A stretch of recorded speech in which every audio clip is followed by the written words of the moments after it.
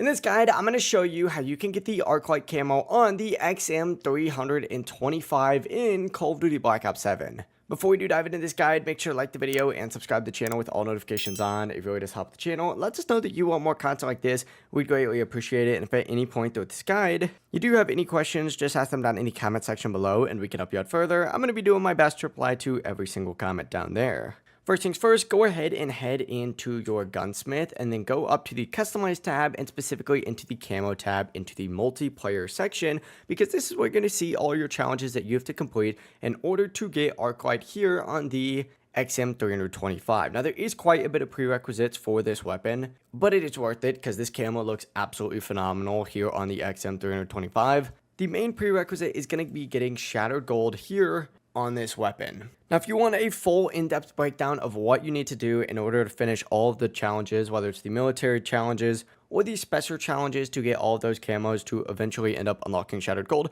check out my previous video on that. I have a full guide breaking it down, and I would highly recommend checking that out because you are going to need to get shattered gold before doing this. And on top of that, you are going to need to get shattered gold on one other LMG here in Call of Duty Black Ops 7. Once again, we have a guide going over the other LMG. I recommend checking that out.